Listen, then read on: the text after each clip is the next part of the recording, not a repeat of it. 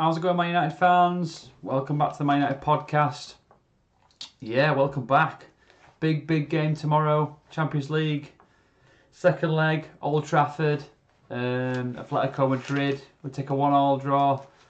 Back to Old Trafford, away goal. All to play for. Big opportunity to go through to the quarters. Big game. It's been a while since Man United fans have had this level of competition, I suppose. Got this far in the Champions League. What's it been? God, has it been? God, I can't remember the last time we got through to the last sort of to the quarter stages of the Champions League. It's got to be a fair few years. I didn't look at that before I came live, but.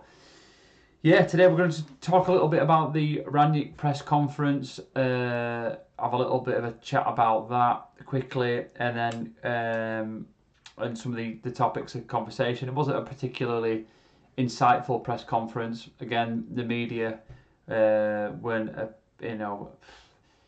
fabulous with the level of questioning. I think it was a couple of times the journalists were asking the same question as well.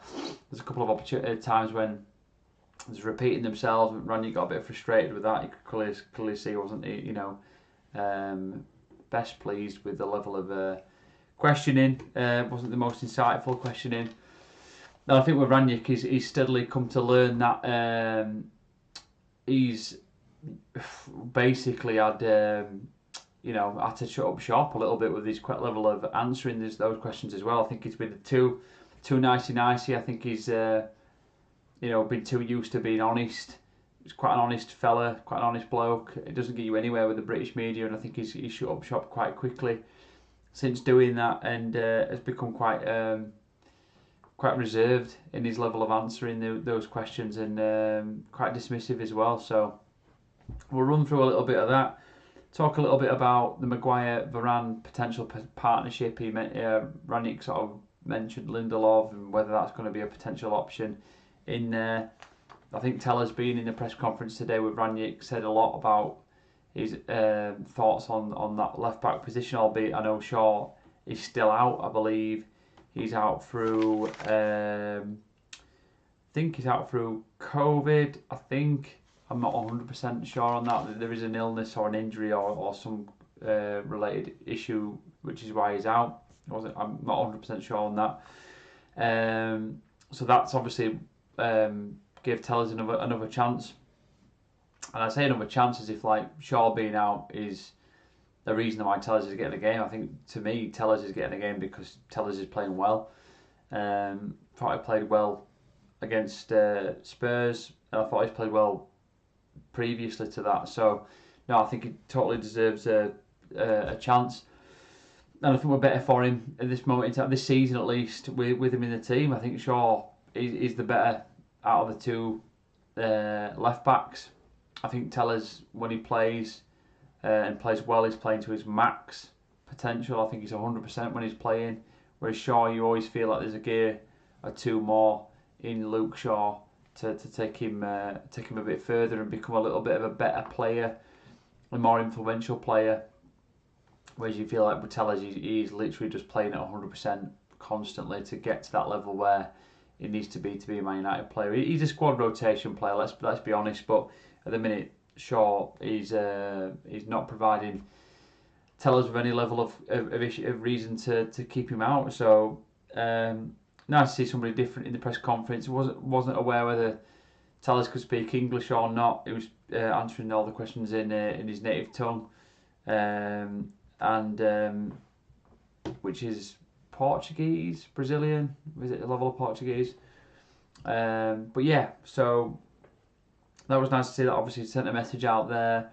Are we going to see Wan-Bissaka or Dalot? That's another question. So we'll talk a little bit about that. We'll talk a bit about the formation and obviously just look at what I've selected. I've pretty much gone with a similar formation from midweek from the game on the weekend against Spurs. Obviously Bruno's still out, trained apparently, despite having COVID, tested negative, so was able to train. So That was good. But are we going to see him start a week out, not played a game? Other players have come in and played a game and have showed something. Does he bring Bruno straight back in? I think the level that Bruno's at, and I think the influential nature of having Bruno back, or the influential nature of having Bruno altogether is key. And I think to keep him out, knowing that he's there, fit and able and ready to go, would seem a little naive. Albeit, I think COVID's helped the situation, because I think Bruno is ready for a bit of a rest. Now he's not been dropped because of bad form, but I do feel as if Bruno could have done with a bit of a drop in to the bench, just to send a bit of a message to him that you're not invincible here, you're not impervious to being dropped, and you could get dropped just as well as anybody else. So I think that would have done him a little bit of good. I think this week, this game tomorrow, it'll do him a world of good as well if he's not starting the game and that he does come on. Will we see that? I don't think so. I've got a funny feeling he will start the game. But again, we'll go through that formation that I've put together, and we'll talk a little bit about that. We'll chat a little bit about the Ronaldo performance after we chat about the formation from Sunday.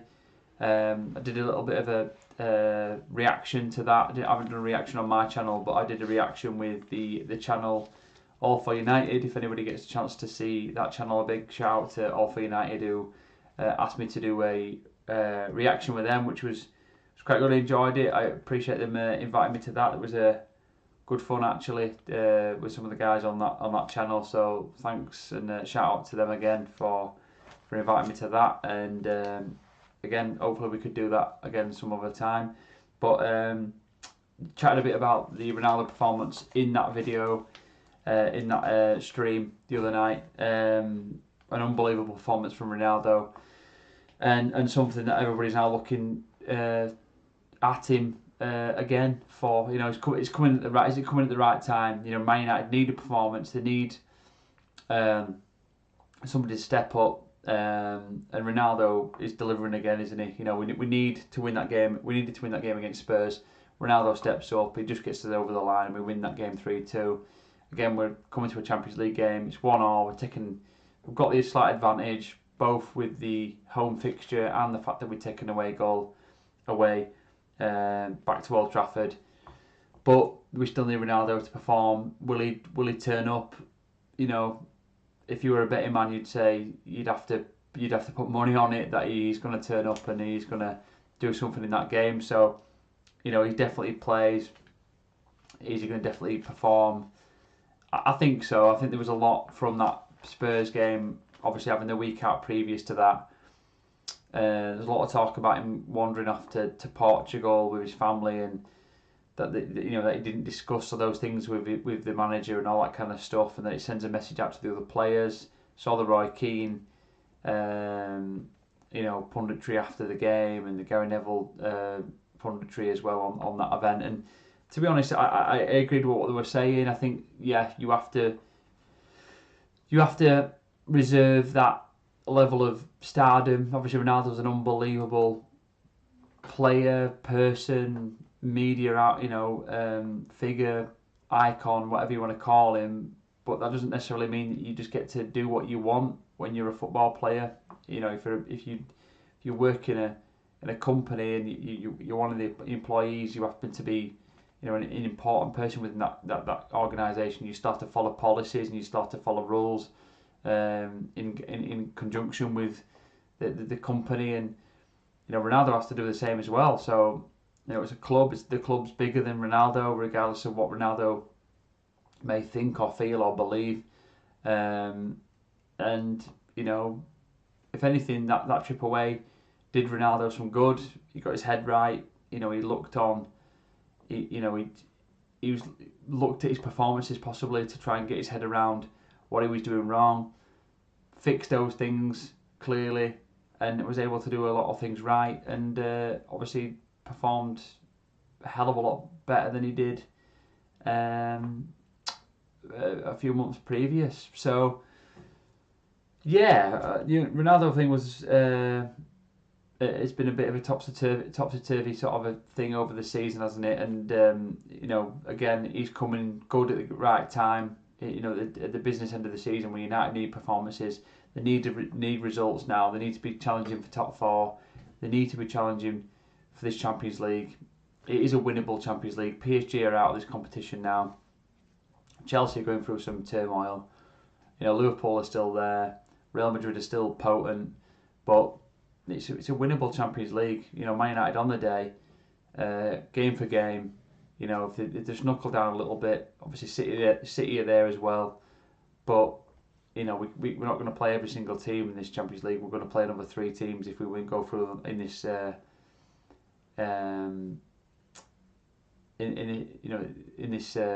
this next round. So we've got every chance. We go through to the last 16 here, then we go through to the quarters and then the semis. We've got 3 games after this. It's a winnable competition for the squad that we've got, and you never know. Worst teams have won this Champions League in the past, so we wait to find out. But we'll go through the formation. As I say, Ronaldo, is he back to his best? He's never going to be back to his best, but he's certainly back to a level of form that is better than some of the players that we've got in our current team and squad. So, and you sometimes got to pinch yourself and think he's back at United. And when he's scoring those hat-tricks and he's scoring those goals, wow, that first goal on the weekend was just like Ronaldo of 08, wasn't it? It was just unbelievable to see. So, great. Rashford, is Rashford going to feature? You'd like to think so at some stage of the game. But an weird sort of up and down season last 2 years, really, Rashford's had. But he's not been anywhere near that kind of level, has he?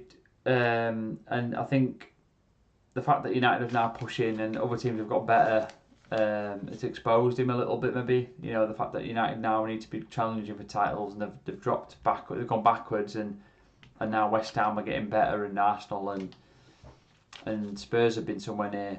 It's a bit damaging, isn't it? That someone like Rashford's still trying to clamber to some level of form, but I think he'll feature at some stage in the game. But we'll have to see how the game pans out. So let's jump into the formation. So formation very similar to how it's been for most of the season, I think, really. And personnel very similar to personnel that we've seen previous as well. So I don't think there's much change from the weekend, if at all. I haven't changed anybody, I don't think there. I think we'll definitely see that the back two of Maguire and Varane. I think Varane's got to play if he's fit in a game especially in a game like this. The stats up on the right of the game, the stats from the previous game, the first leg at Madrid. So they're the stats. So 13 shots Madrid had to United 7. Madrid only had 1 shot on target, which was quite a valid point to make. They didn't really sort of cause much of a threat. I mean, even the goal that Madrid got really was an unbelievable goal and header from João Felix. Unreal, fantastic ball through into the box, and an unbelievable header from what I remember by João Felix. But other than that, they didn't really test De Gea. De Gea always looked like he was in control. The back four didn't really look tested.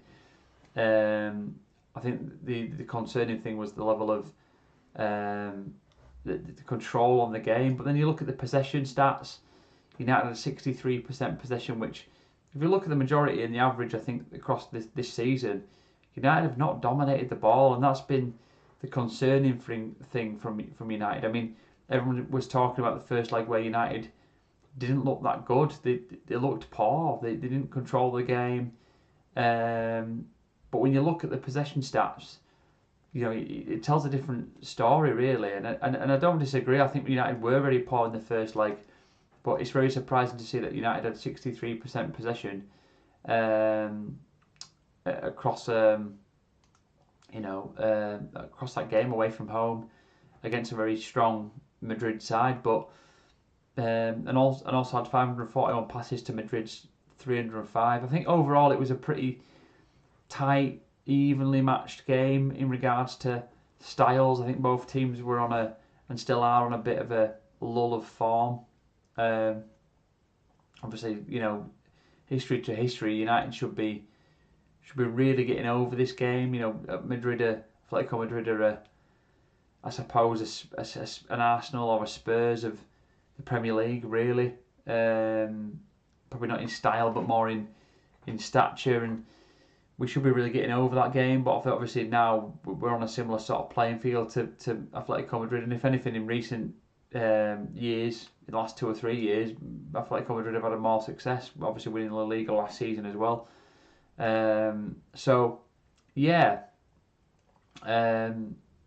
Possession stats good for United last game. Passing accuracy good.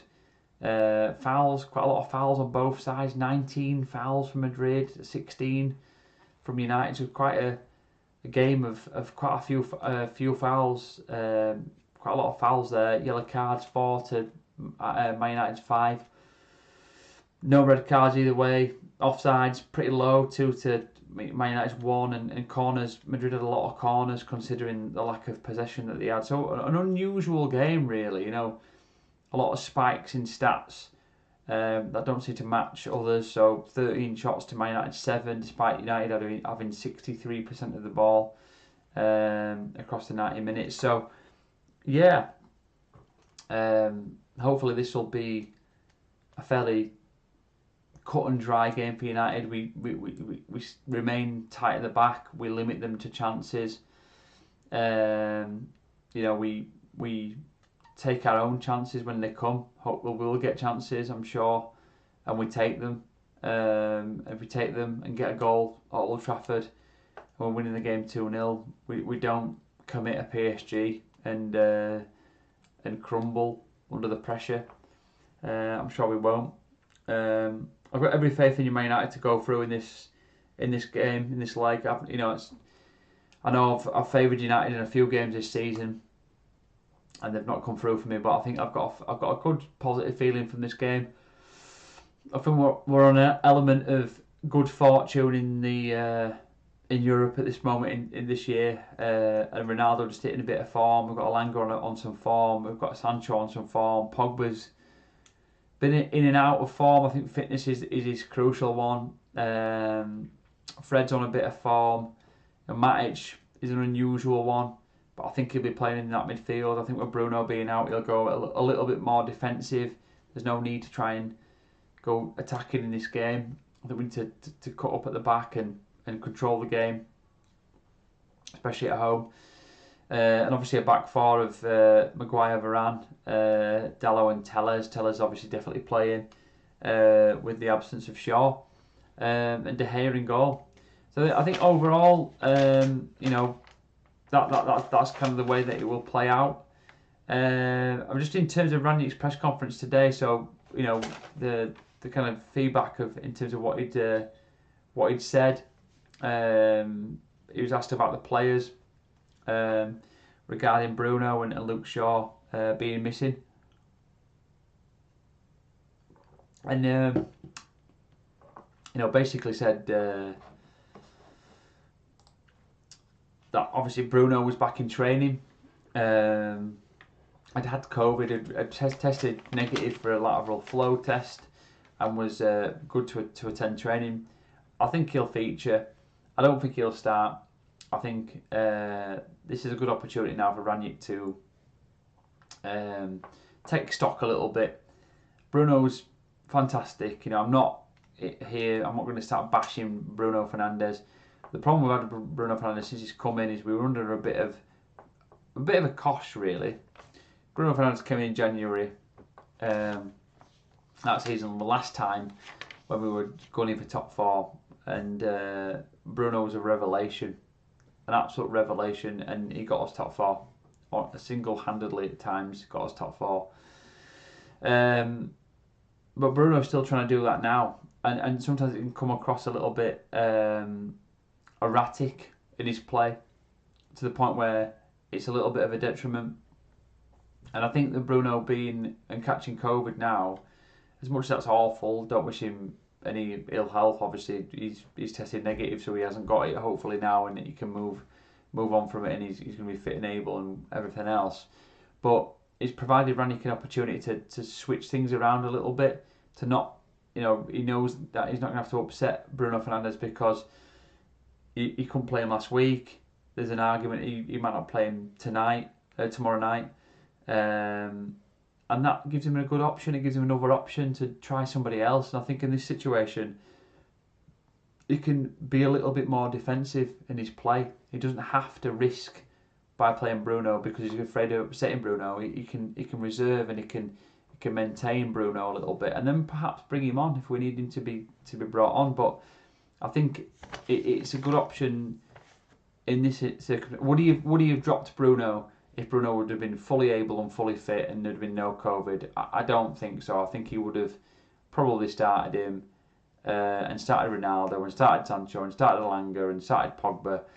And before you know it, you're looking at the ones who you're thinking to yourself, well, is this too attacking for an advantage that you're taking back to Old Trafford in a European game against a tough opposition? You need to just shut up shop a little bit, and I think Bruno won't start, and that'll be better for United, I think, in this particular game. Obviously, Luke Shaw was out. Was asked about the crowd, about the Old Trafford crowd, and how important it was on the weekend. I've been there. We were there at Atalanta, where we were shocking. We were down 2 goals, and came back and won 3-2. Ronaldo scored the winner.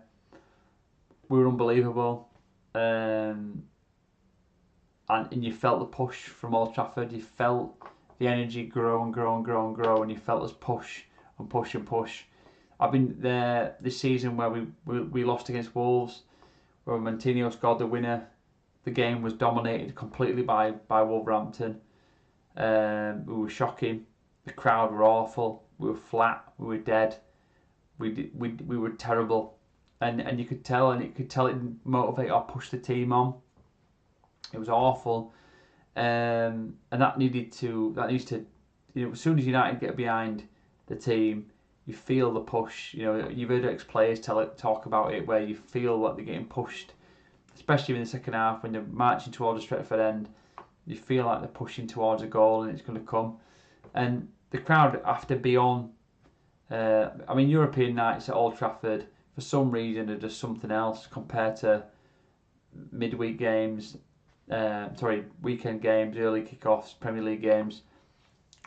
Probably less family orientated with the later kickoffs. So I don't know what it is, but the European games are something else. The crowd are just something different. And we need that crowd to be right behind the team tomorrow. I think with it being knockout, Old Trafford, Ronaldo off that back of that trick, the previous, a few days ago, you're going to feel a vibe, you're going to feel the intensity from the game, and I feel like the crowd will get right behind us. And Rangnick said in his press conference today, it's vitally important that the crowd give us a lift, and I have no doubt that will come. You'll hear the chanting, you'll hear it, and the crowd need to be through that all the way through the game. In a European game, it'll be there. There's an element against Spurs on the weekend where the crowd went flat, and you could hear Spurs singing when they went 2-2, and you went a bit flat, and that needs to end with the fans and a little bit. And that's just a Premier League game. So I think, again, like I say, the European ones, generally a different vibe, and I think we'll get a really good vibe tomorrow, and it'll give everybody a little bit of a lift, and hopefully give us enough of a lift to get over the line. So yeah, we'll fingers crossed with that one. It asked a bit about Ronaldo, several times about Ronaldo, to be honest, and just his level. I mentioned his level. He said he's not worried. He's focused on as much as Ronaldo's an absolute, unbelievable player, and his performance and his level on the weekend was exceptional, and it got us the win and everything else. Rangnick's focus is the team. It's not just Ronaldo. Hopefully Ronaldo realises that. I'm sure he does. And equally, again, he mentioned the supporters and how much the importance of the game, and the supporters recognising the importance of the game. And again, I'm sure the same will be said for tomorrow. The supporters will recognise the importance of winning that game tomorrow.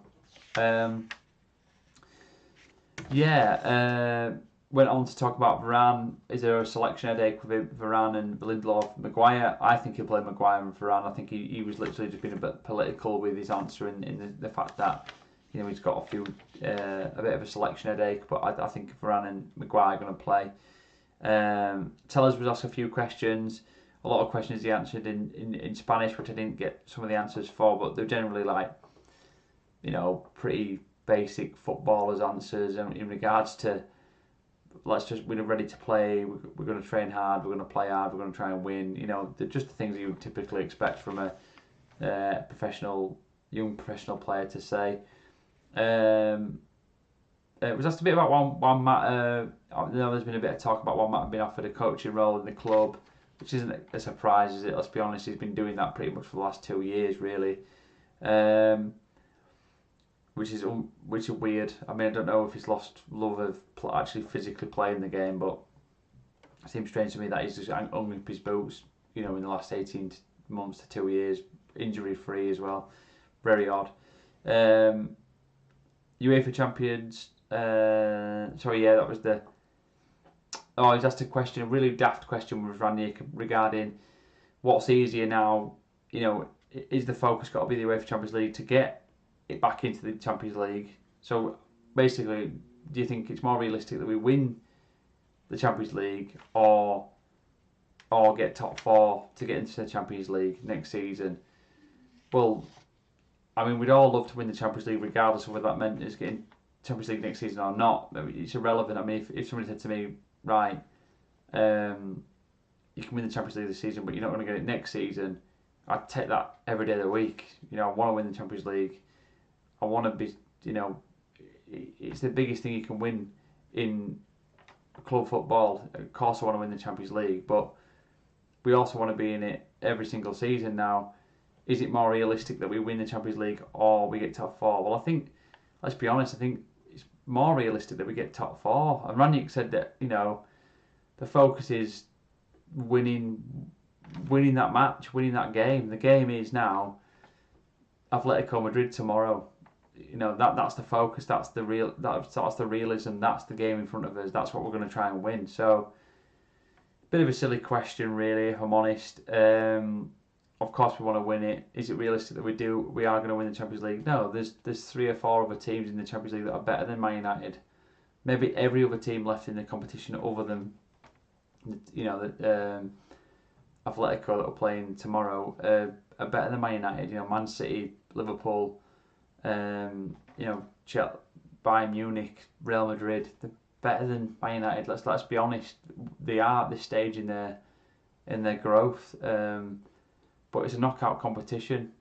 You have to play 90 minutes of football as hard as you can play it, and Man United have got a chance with the quality that we've got in our squad. So we get through this competition, we get through this round. You never know. We could get through, and we could play a team that we feel that we could beat, and then we're in the semis after that, and it's all down to confidence then, isn't it? So yeah, we've got to play Atletico tomorrow.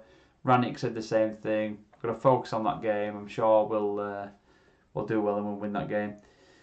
Again, he was asked about Ronaldo and his performances. Obviously, just mentioned the fact that he's making a difference. He's so important. Teller's mentioned the same thing. That everyone's looking up to him. He's helping the players. He's helping the team. And we've no doubt with that, have we? Ronaldo's an exceptional pro.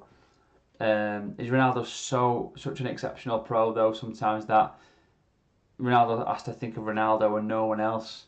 I think there's an element of that, if I'm brutally honest. I think if Ronaldo thinks about anybody else for a split second of time, it distracts Ronaldo from being Ronaldo. and his form can sometimes dip, and that's a problem. And has Ronaldo got to become accustomed to the fact that if he wants to be helping the team and being a coach or being a senior figure within the team, that unfortunately his performances and his focus on himself has got to dip to allow that to happen. Possibly.